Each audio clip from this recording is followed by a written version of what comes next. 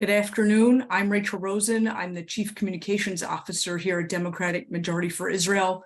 On behalf of our President and CEO, Mark Melman, our board and our board of co-chairs, Ann Lewis and Todd Richmond, and our staff, I want to take a moment to express DMFI's gratitude for joining us during a week of unimaginable pain and grieving and anguish. We're sending our condolences to the families of those murdered in Israel and our wishes for a speedy and a full recovery for those wounded. We will always stand united in Israel. In just a minute, I'm going to turn it over to our board member, Peter Villegas, to introduce our distinguished guests. But first, I wanted to briefly update you on some of DMFI's activities this week. We've been in constant touch with allies on Capitol Hill through briefings and sharing materials that they can use. We've encouraged Democrats to speak out and condemn Hamas. We've mobilized our base to send letters to Congress urging them to support a new aid package. And I was honored to attend a White House meeting this week, which the president also attended with other American Jewish leaders, where we heard also from some of his top senior advisors about Israel, about America's response to Israel and its standing in solidarity with the Jewish community. We're also sharing explainer content about Hamas and about the war across social media. And please consider following us on social media. We're on Twitter, Facebook, LinkedIn, Instagram at DemMaj for Israel. You can see that right there on your screen. And we would appreciate any social media support as well. Finally, a couple of housekeeping items. Fortunately, Congressman Goldman, who was planning to join us, got called into some voting, and he had to be on an airplane right now. He sends his regrets. We're very, very fortunate and delighted to have Congresswoman Kathy Manning, and we will introduce her in just a moment. We're grateful for her joining us today. And if you want to ask a question today during the event, you can submit it through the Zoom Q&A feature on your phone or your computer. If you're joining us on one of the streaming outlets, you can submit it in the comment section there. And with that, I'm very happy to turn it over to our board member, Peter Villegas. Thank you. Thank you, Rachel.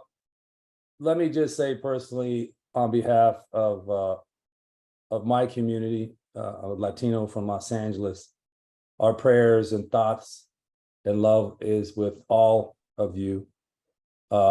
We stand in support with Israel. I speak with my good friends, U.S. Senator Alex Padilla, almost every day. And it is imperative that all communities are actively engaged on this.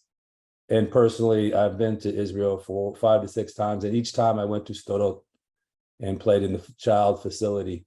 And I remember the smiles of those children. And that's where my heart is right now with all of you. And so it's a pleasure to be here with you. Following the barbaric attacks on Saturday, we are grateful to have 3 distinguished guests to bring their perspective on Israel's war against Hamas. First, I'm grateful to have with us Congresswoman Kathy Manning from North Carolina's 6th District as a vice ranking member of the Foreign Affairs Committee and a member of the Middle East, North Africa, and Global Counterterrorism Subcommittee. Kathy is a vocal advocate for democracy and maintaining strong relationships with United States allies, including Israel. In addition to her leadership on the Education and Labor and Foreign Affairs Committees, Kathy is co-chair of the House Bipartisan Task Force for Combating Anti-Semitism. She is a committed pro-Israel Democrat, and we are grateful to have her with us today. Congresswoman. Thank you so much for having me here today for this update. As everybody knows, this has been a really terrible week for everybody in Israel, for the American Jewish community.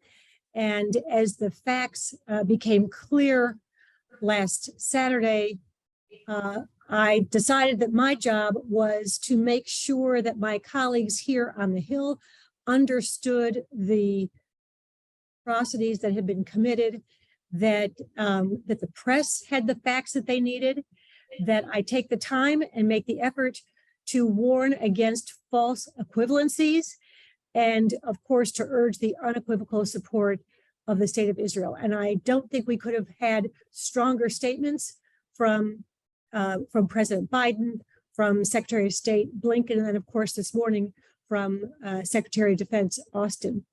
Here in Congress, because I am the vice ranking member of the Foreign Affairs Committee, I was privileged to speak at the weekly Democratic press conference where I spoke very plainly about the atrocities that had taken place, what we knew, and I urged the press to call this what it is, not to refer to the Hamas terrorists as militants, not to refer to them as freedom fighters, but to refer to them as what they are, terrorists who had committed the most grotesque atrocities against civilians that we have seen in many, many years.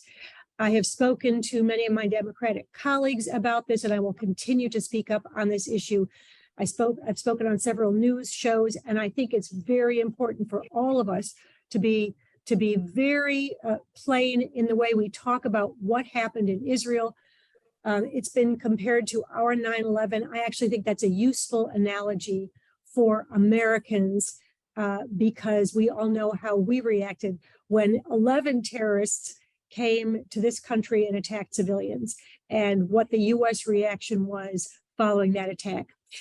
I also spent a lot of time this week, particularly this morning, working with university presidents who had issued statements that we felt were inappropriate, were not strong enough, and sort of had a even-handed, we condemn all violence. I spent a lot of time this morning, for example, working with the chancellor of the University of North Carolina, and I'm pleased to say he issued a statement just a few hours ago that reflects what the head of any fine university should say, coming out and condemning the terrorist Hamas group and calling to stand with Israel, and also calling out anti-Semitism. I can just say that within Congress itself, there is very, very strong bipartisan support on both sides of the aisle. We have a resolution that will be introduced if we can ever get back to work, if the Republican chaos conference can actually elect a speaker. This resolution has been signed by more than 400 members to stand firmly with Israel. There is a bill that's already out there to send additional financial support to Israel, acknowledging that we will, at the very least, need to send funding to rearm the Iron Dome system. Because many of us are sitting in our offices waiting to vote, there have been a wide variety of other letters supporting Israel, trying to help support hostage efforts, and of course, trying to find ways to bring home Americans who are stuck in Israel who want to come home. We did have a 2-hour confidential briefing, classified briefing rather, with the intelligence community, State Department, and Department of Defense, where there were lots and lots of questions asked. And I think everybody walked out with a deeper understanding of what has happened and a firm determination to stand with Israel. Last night, there was a vigil on the steps of the Capitol. It was pulled together maybe about 45 minutes warning. And I have to tell you, I was really of Congress from both sides of the aisle, from all the various caucuses, showed up and stood in solidarity with Israel. I do want to say that going forward, this will become more difficult, as all of you know, as the damage is shown in Gaza. We will have members of Congress who are concerned about what's going on, and we are going to continue to urge people to stay with Israel on this. The administration has shown clear resolve, and we will all do our part to make sure that Congress does the same thing. I'm going to pause and let it move on to the next speaker, but I'm available for questions. Thank you, Congresswoman. Also joining us is Dr. Einat Wilf, a leading scholar on foreign policy, economics, education, Israel, and Zionism. Born and raised in Israel, she served in the Israel Defense Forces as an intelligence officer and a foreign policy advisor to Vice Minister Peres.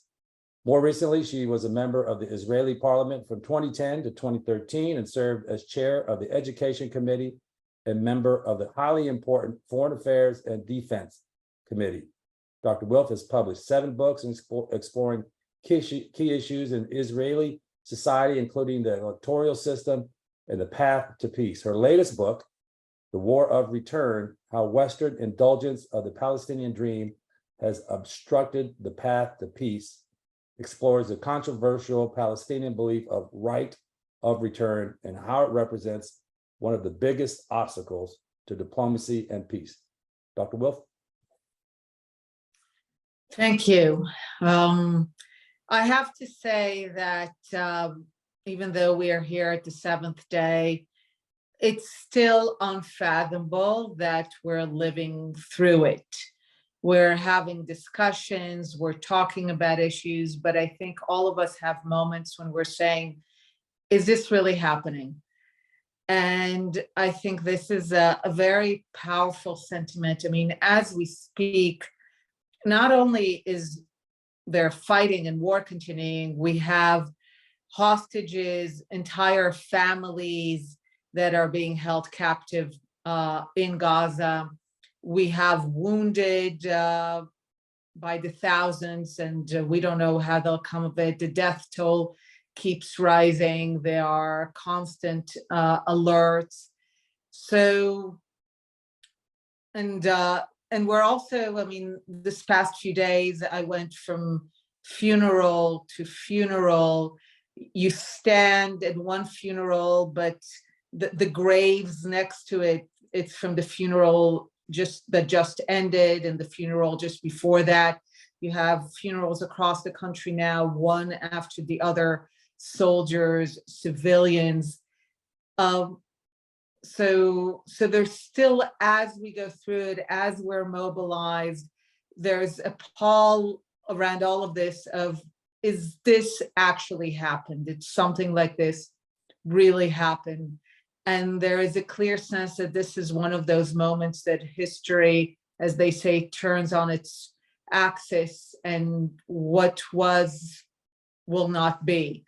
One of my favorite books is The World of Yesterday by Stefan Zweig, about his vision for Europe and how it all went up in flames in World War I and then in World War II.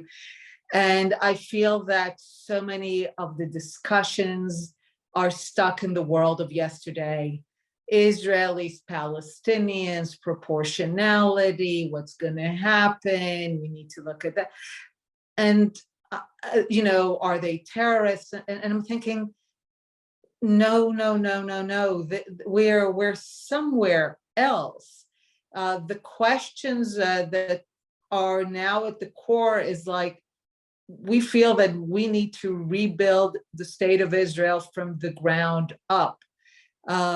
We need to make it clear that the entire understanding of what's going on in the Middle East for decades has been completely wrong. Some of you know, I've spent the last quite few years talking about the fact that the Palestinian cause has never been what we Westerners projected on it, that it's about getting an independent state or ending the occupation or improving conditions in Gaza. Those were Western projections of rational, limited goals. But ultimately, they mounted to nothing more than the appeasement of the 1930s, where so many in the West wanted to believe that Hitler had rational, limited goals to end the Versailles Treaty and to bring all ethnic Germans under German leadership. And appeasement was based on the self-rationalizations of the West, that there are limited rational goals to the other side. And so many refused to see the real nature of the Nazi regime. And I know that many now, and I'm sure also, especially people on the left, Democrats, they want to keep believing that Hamas is somehow separate from Palestinians, that Hamas is separate from the Palestinian Authority, that this is a uniquely murderous strain that has nothing to do with the Palestinian cause. And I have to say, we need to let go of that delusion. Hamas accurately represents the Palestinian ethos that says that free Jews cannot exist anywhere in the land, that the Jewish people as a people cannot have their state anywhere in the land. This is what free Palestine means. This is what from the river to the sea means. We've too long said, no, when people said from the river to the sea is a genocidal call, people were like, this is an exaggeration. Listen, don't look away. This is the Palestinian cause. Hamas accurately reflects it. And if I look at historical parallels, as we try to think, what would it mean going forward? Because we can't be yesterday's people. We can't keep saying, so Israel will do, and the narrative will soon shift, and questions of proportionality. And it's going to be about none of that. When the British finally replaced the appeaser Chamberlain with Churchill, he made it very clear that they cannot make distinctions at this point when it comes to Germany, and they're going to defeat the entirety of Nazi Germany, whatever it will take. And the Allies, after Potsdam, made it clear to the Japanese that entirety of Japanese society will have to change its values, and there will be unconditional surrender, or there will be utter and immediate destruction. Those were the words.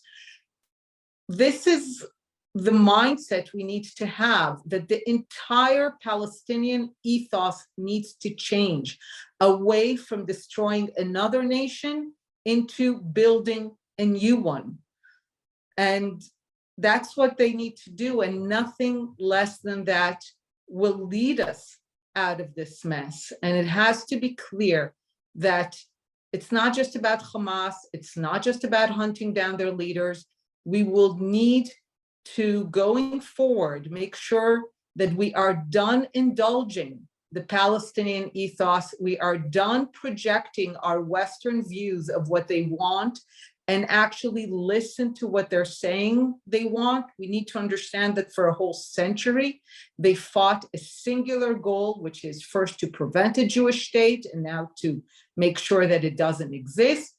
And this needs to change. The entire Palestinian society needs to develop a different vision, a different way of life. There's a great book called Embracing Defeat about Japan after World War II. There has to be an understanding that they need to embrace the defeat. The Jewish state is here to stay, insofar that their goal is, and that's what it has always been, was to ensure that there's no Jewish state in the land. That goal has been defeated. They need to embrace that defeat and reconstitute themselves, like the Japanese and the Germans did, as pillars of a peaceful international community.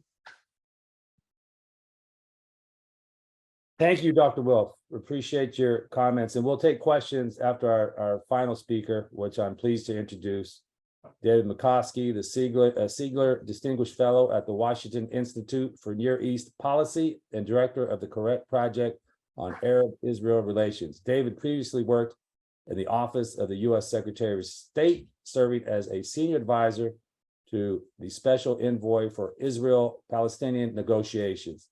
He is also a co-author with Ambassador Dennis Ross of the book, Be Strong and of Good Courage, How Israel's Most Important Leaders Shaped Its Destiny.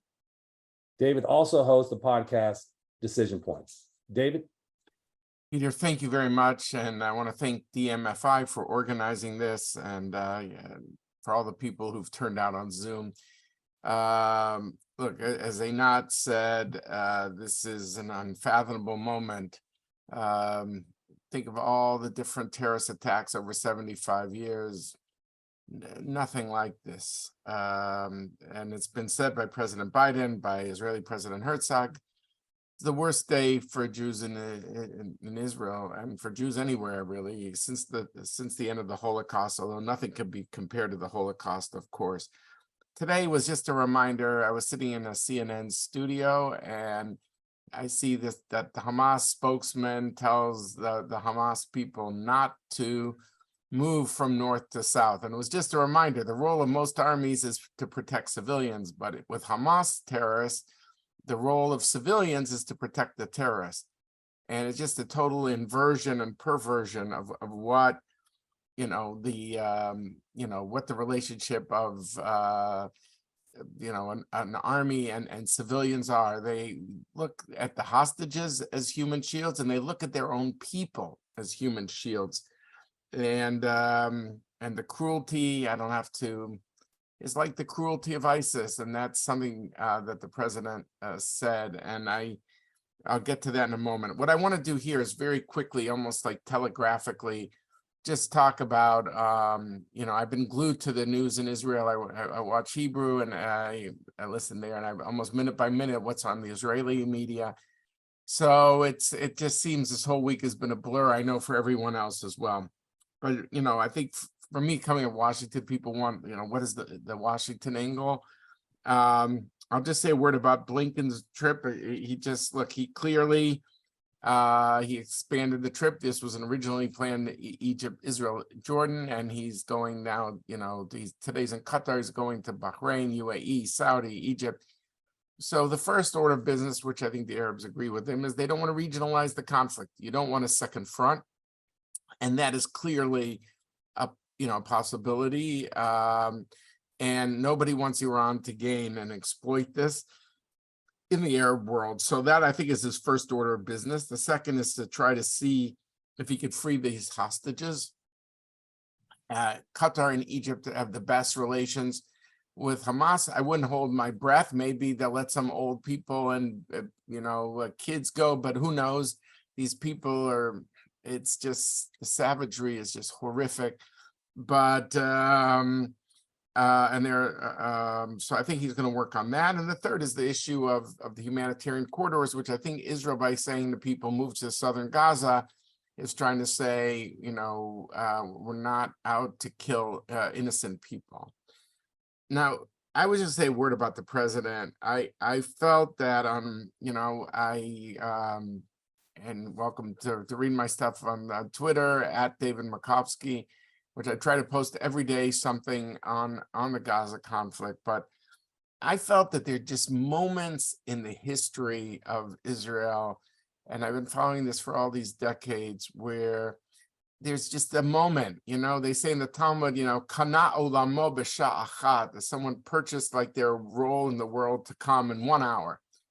And I think Jordan with King Hussein, after a deranged Jordanian killed 7 school children, girls in Israel, and he kneeled before the families, and the Israeli view of King Hussein was transformed. I think of Bill Clinton, who met with high school kids right after there were 4 bus bombings in 9 days. He gave a bunch of speeches that were more general, but when he met with high school kids, that was a bond that I think was deepened. And I think this week, we've seen that with President Biden, his 3 sets of remarks, Saturday, Tuesday, Wednesday, where his bond is with the people of Israel. And I think that is something that it's very emotional, and it's a connection that I think is gonna last in the way that people see the president. Why is, what was it, if I had to deconstruct these remarks, these 3 sets of remarks, what was it that deepened the bond? I know many of you watched his remarks and probably felt the same way. I would say I'd make like 5 just telegraphic points. 1, moral clarity. He didn't do the diplomatic equivocation on one hand, on the other hand, call for maximal restraint, which Israel wouldn't have listened to anyway. But he said, we stand with Israel, and this is sheer evil. And he said, this is ISIS. This is something Americans have never said about Hamas before. And he said, this wasn't a killing, this was a slaughter. I think that was one. Second is his empathy was on full display.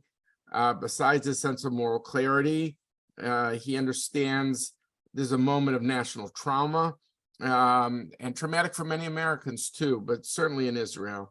Israel likes visceral leaders that they could connect with, and the Kishka who can really, who doesn't hide their passion for their future. The third thing is, I think, he was able to, we keep hearing the words unshakable, unbreakable, these, and they sound like slogans after a while about the U.S. commitment to Israel. But when you see the the Air Force Carrier Group, Gerald R. Ford, the biggest aircraft carrier the U.S. has, shipping all these fighter jets, Iron Dome interceptors, ammunition, and more is coming. This means the U.S. is here for Israel at this moment of maximal peril. Israel wants to fight its wars on itself. Israel likes to say, we want to defend ourselves by ourselves. But if this is a regional war, this goes beyond Israel. And, you know, here you've got the cavalry kind of over the horizon saying to Iran when he said, don't exploit this. You know, America's here. And then I'll just end on this. I mean, I think I think the Israelis appreciated a fourth point, which was, and you at DMFI would appreciate this probably the most, is the ability to stake out a public position, irrespective of political cost. There are elements in the Democratic Party, sadly, that have distanced themselves from Israel. So when you stake out that position, like the president did in May 2021, you incur a political risk, but he did it anyway. And here too, we know the story could change with a ground thing in Gaza, and I'm happy to discuss this with you. But you want to stake out that position, and you know that you're going to incur that cost, and he did it anyway, persevered. And finally, I think what connected him viscerally to the people of Israel and to Jews around the world and in this country this week was a sense of understanding the DNA of Zionism, not just about Israel's peril, but the idea that stateless Jews are defenseless Jews, and that that's a meta lesson of Jewish history. And that when he said, you know, that Israel is the ultimate guarantee for all Jews. And without Israel, that guarantee is not safe. He said no Jew would be safe. So I think he understands this sense of profound vulnerability, of isolation, of anti-Semitism over the ages. And I think on all these 5 different issues, he was connecting with and his bond is with the people. And that is something that's rare to see, this kind of intimate encounter that we've seen this week, but I think it's real. And doesn't mean there will not be testing of expectations as this crisis unfolds between leaders, but a connection with the people. When he says when he got off the plane in July of 2022, he said the connection between the American people and the Israeli people are bone deep. It's bone deep. And to me, you know, on all these different levels, it was not a slogan. It was the real deal. And again, I'm not saying everything's going to be, it's an open check. We could talk about this. I don't want to talk too long. But I think don't underestimate the connection with the people of Israel. The fact that you have pictures on the Ayalon Highway this week that say, thank you, Mr. President. That right-wing columnists, commentators on Channel 14, Israel's version of Fox News, go on the air and like an Ashamnu, you know, and say, I want to ask apology from President Biden because I didn't believe he would be there for us. And this was happening among many hard right commentators this week. So I think it's a very formative week in relations between the American people and the Israeli people, and between the president and the people of Israel. So I just want to thank you for the time, and I want to look forward to the discussion. Thank you. Thank you. Thank you so much, David Makovsky. And in the chat, we've shared your recent op-ed that I know covers a lot of what you just discussed. We're going to move on to the Q&A portion of the conversation. And if you have a question, you can put it in the Q&A section in Zoom. And if you're joining us on some streaming network, please put it in the comment section, and our staff is tracking those. I wanted to start first with Congresswoman Kathy Manning. And again, thank you so much for joining us. We're hearing from supporters, and we're hearing from the Jewish community that it's a very difficult time for Jewish students on college campuses. There's anti-Semitism, there's clearly very strong anti-Israel rhetoric and demonstrations.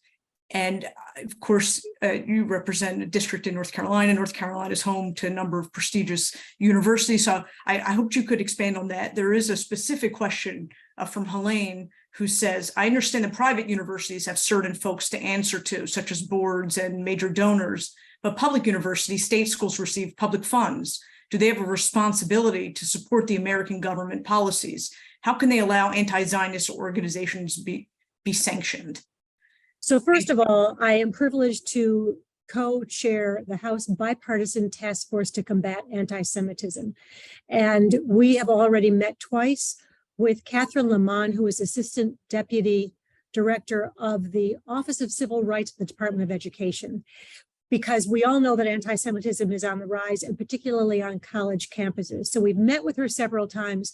We have brought to her attention all of the recommendations in the president's national strategy to combat anti-Semitism. So we're trying to approach it from that perspective.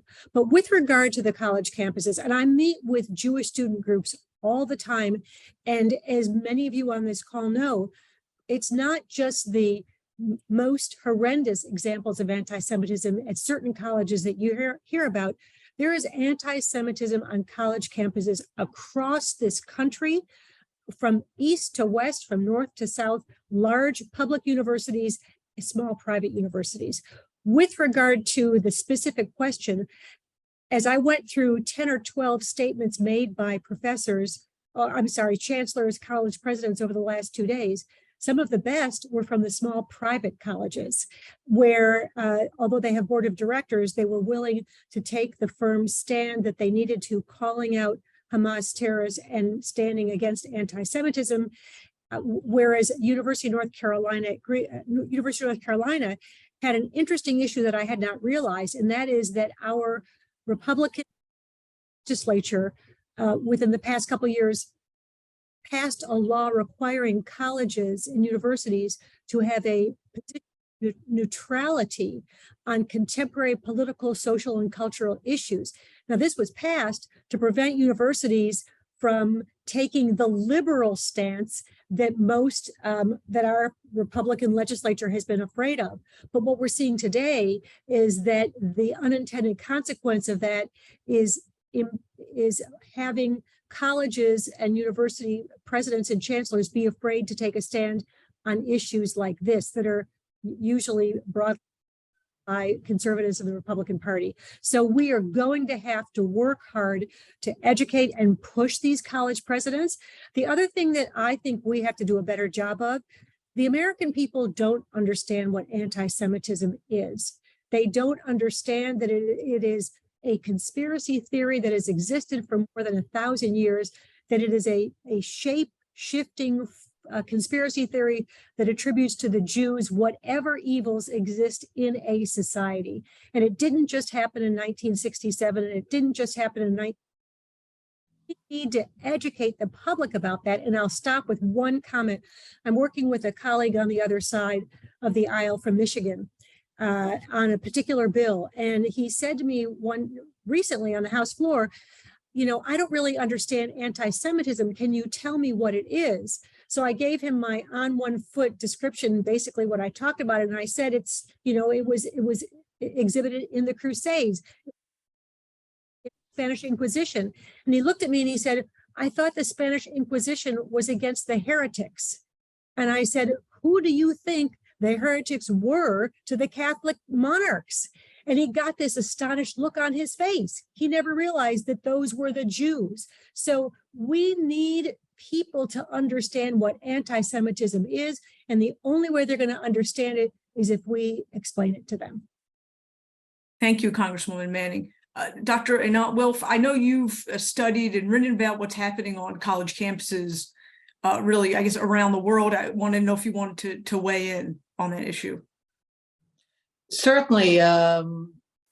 What we're seeing is a complete dislocation of the entire world view of substantial stream. I don't know what to call it, but and I'm going to use very clear words here. For too long, people have accepted the complete Jews are white privileged, Palestinians are oppressed brown garbage. And it is so lodged in people's minds that they actually don't know what to do with the reality in front of their eyes. So you're seeing some people actually struggle with this reality and emerge and say, okay, I got it wrong. There are those. And there are those who are doubling in on denialism, on basically saying this can't be, or a kind of negotiations, about the Kubler-Ross process of dealing with grief. These are people who now need to deal with their entire sense of identity and worldview collapsing. So they're trying to negotiate. So not all the babies were decapitated, just several. So here we go, one against Israel. That's what you're seeing. That is the level of insanity and absurdity that emerged from creating this entire mindset that created this whole oppressor, privileged, and putting the Jews on the side of privileged, white, oppressor. And again, we accepted it, maybe felt a little uncomfortable with it, always played into it. David and I were recently, a few months ago, in a conference about Israel and Zionism, and a lot of academics there, many of them Jews, were all about Israel, apartheid, genocide. And David and I, and one more retired, someone, Jeffrey Herf, was retiring. So I think it tells you something, that it was either a retired scholar or two people who are not official academics who are basically saying, David was there saying, it's not all on Israel. And I remember sitting there and listening to all those people basically throw Israel under the bus and thinking to myself, in what world do you think this ends well? In what world do you think that you, I call it hanging over the pound of flesh, willing to participate in this exorcism ceremonies in order to be considered the good kind of Jew? In what world do you think this ends well? And we're seeing exactly what it looks like. And we've just lived with it for too long and haven't just pushed against it. And hopefully quite a few people will wake up. Someone wrote today on Twitter, Hussein Abu Bakr, who's really wonderful, and follow him. He said, a lot of the big moments in Jewish history happened when Jews emerged from this utopian thinking, when they were confronted with reality, when Moses Hess realized that the communists were not his friend, when Theodore Herzl had to let go of the dream of emancipation. And he says probably a lot of Moses Hess's and Theodore Herzl's are being created right now, because we have, again, this moment when Jews who wanted to believe in universal values and all that suddenly have to come to terms with the fact that it is about their tribe and it is about the oldest hatred. Can I get in there just for a quick second, just to echo what Einat said? Look, I've made, I think, 173 campus visits. So it's something that is very deep for me. I also teach graduate students for 23 years at Johns Hopkins. It's called the School of Advanced International Studies, SAIS. And for me, I think people just need to understand Hamas is beyond the pale. This is not about resistance. There's nothing resistance about, riddling a baby's body with bullets or beheading or raping or anything like that. And this is, as Einat said, some people's worldview is going to be shattered, but others just are going to want to turn away. They're going to try to minimize this, as Einat said correctly. And I see myself, my role is ensuring that this is not minimized. This was not about a rogue faction, the Democratic, the Popular Front of Hamas. This was Hamas. And people need to understand this. There's been a romanticizing of this, a minimization of the violence.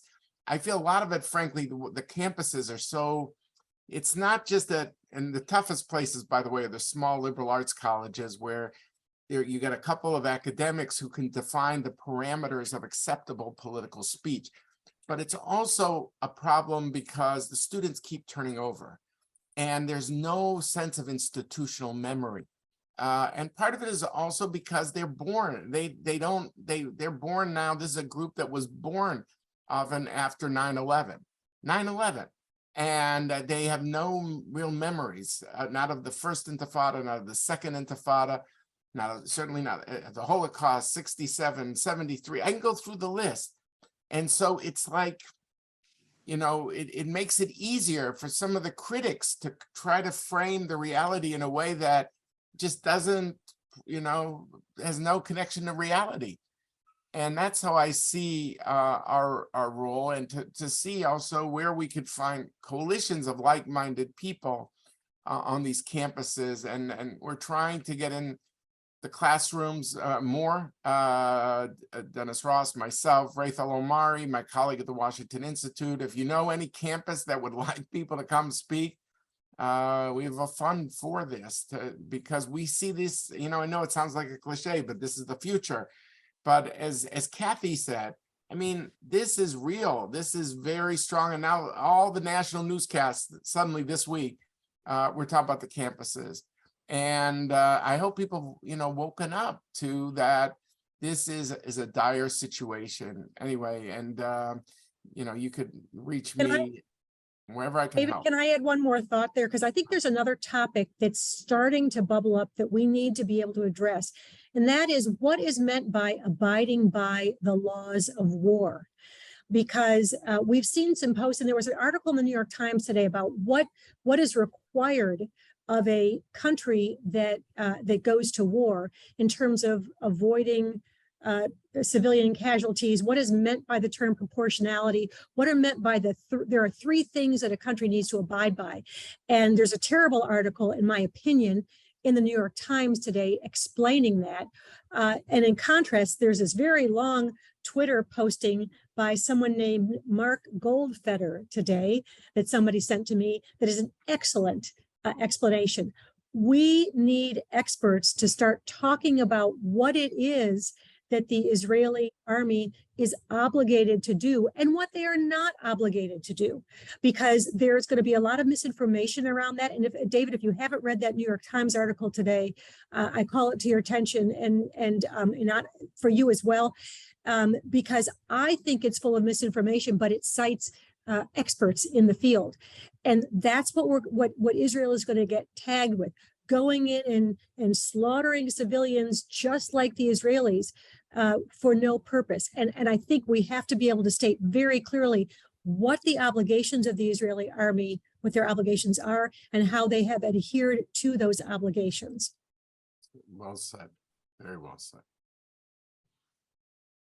Thank you, Congresswoman Manning and David Makovsky for that. Congresswoman Manning, I wanted to ask a question from our board member, Alma Hernandez.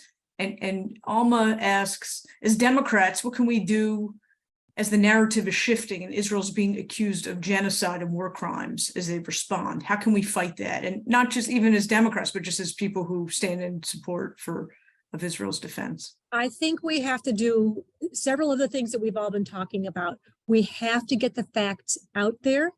We have to, in terms of what the history of Israel is. And as I said, not 67, not 48, but for people, you know, so many of the Democrats are willing to stand up for the indigenous of different countries. Well, the Jews are the indigenous people of Israel, but nobody's ever willing to talk about it. So I think we need to educate people about that. We need to fight against this Jews are white, privileged, colonial settlers. It couldn't be further from the truth, particularly when you talk about Israel. We need to educate people about that. And as I just mentioned, with regard to the actual war itself, we need to talk about what the Israeli military does, why they're doing it. And I think we have to use analogies that Americans understand. And I said to somebody the other day, you think going into Gaza to go after the terrorists who have just abducted people, slaughtered young people at a concert, you think that's an overreaction? What did the United States do when we had 11 terrorists come and bring down 4 airplanes? We invaded 2 countries. I mean, literally invaded 2 countries, and the terrorists who attacked us weren't even from those countries. So, it doesn't mean that what we did was right, but let's look at what we in the United States have done when we were attacked in a far less egregious manner. So I think we have to come up with analogies that Democrats can understand. The other thing we have to do, and I saw some comments about this in the chat, let's not exaggerate the importance of the few members of the far left in the Democratic Party. Let's not focus on Ilhan Omar. Let's not focus on Cori Bush. Let's not focus on Rashida Tlaib or AOC, because they are a very small minority. They spend most of their time on Twitter. But when you're in the House and you're in the discussions and in the caucus meetings, the vast majority of Democrats are with Israel and will stay with Israel as long as we can keep educating them about what the facts are. Thank you so much, Congresswoman Manning. To your point, I was pleased to see that the Biden administration made comments sort of condemning some of those very poor initial statements from the corner of the party, the small group that failed to condemn Hamas. I think a final question, and then if everyone could please stay on as our board co-chair Todd Richmond will address the group. Dr. Einat Wilf and David Makovsky, we have a question from Rosalind.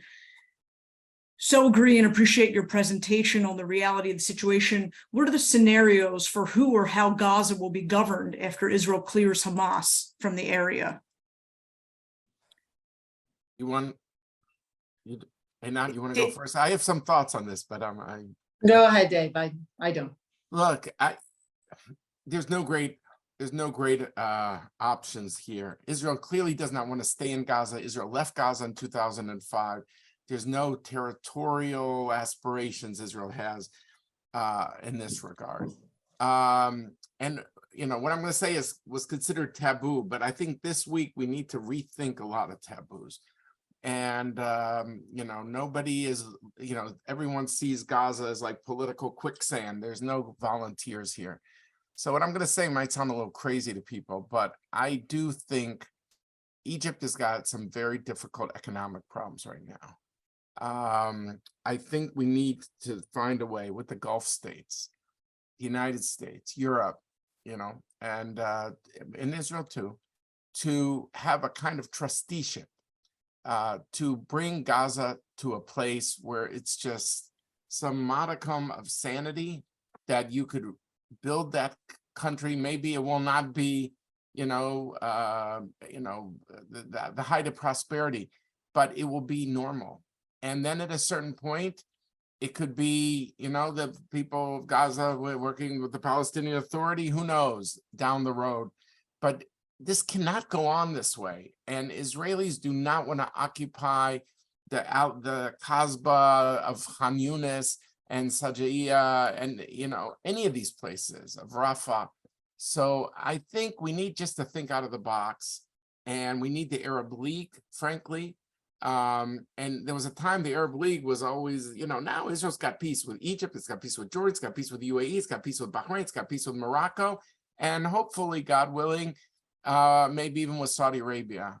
There needs to be some way. None of these countries would tolerate it themselves. That's the key point. None of them would have ISIS as their neighbor, so close to their cities, to their people. And I think we just got to think differently. It used to be, well, Egypt would say, nah, I don't want to take over. No one's saying take over for good, but there needs to be a long interim period where the people, experience some sense of normalcy, freed from the shackles of Hamas that terrorize them as well. So I think it's just something to think about. I know it's hard to think about an end state right now, given that we're at the start of the war and not at its end. I don't have much to say about who. I definitely have what to say about what.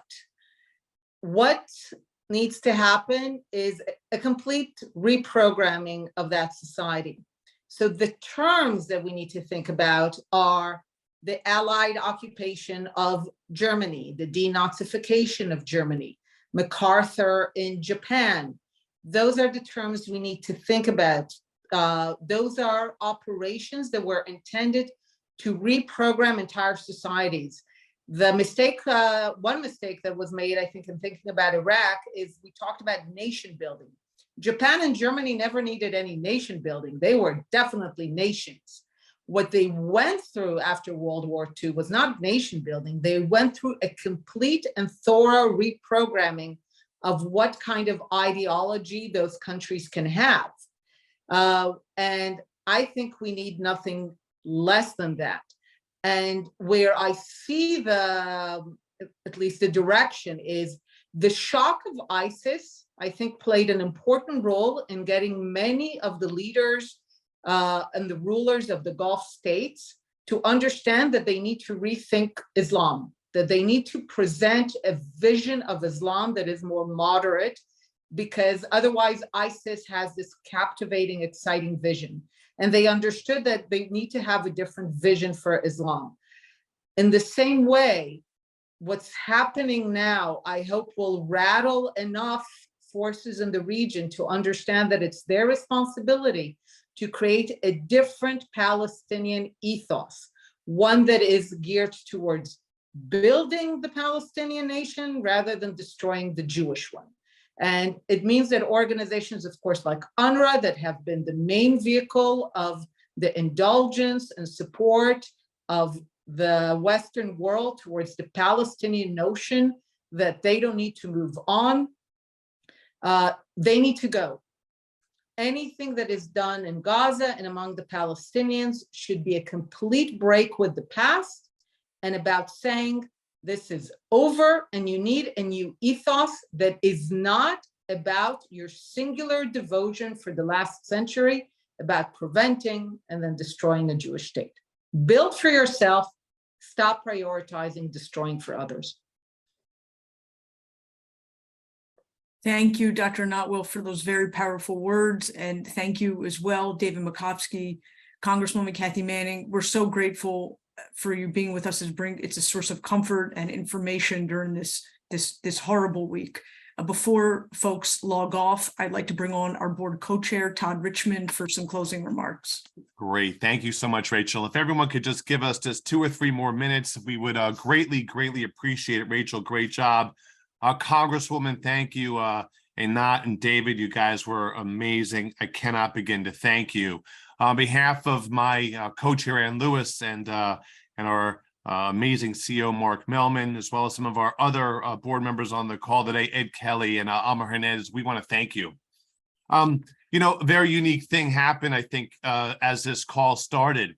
Peter Villegas, who is a dear friend of mine for the past 20 years, started off by saying that on behalf of the Latino community, we are with you. Of course, that warms my heart. But what I'm saying is unique on that is that if you look at Democratic Majority for Israel, we are not necessarily a Jewish organization. We are a democratic organization of pro-Israel activists. Half of our board is not Jewish. Once again, because we are a pro-Israel organization. And when David tells us not to turn away, and Kathy Manning tells us to keep educating what the facts are, and Einat is giving us those facts, the fact that we are a democratic organization that looks like the Democratic Party, sounds like the Democratic Party, is union like the Democratic Party, sexual orientation like the Democratic Party, it gives us the credibility to do things that other organizations on Capitol Hill are not able to do. Once again, are not able to do. And we have been at the forefront of fighting for this and ensuring that the party stays pro-Israel. And we have a lot of work that is going to be needed to be done. And we cannot do it without the people on this call. We are going to have to be, you know, on Capitol Hill, ensuring that there are appropriations bills going through for the state of Israel, Iron Dome, and so many other things.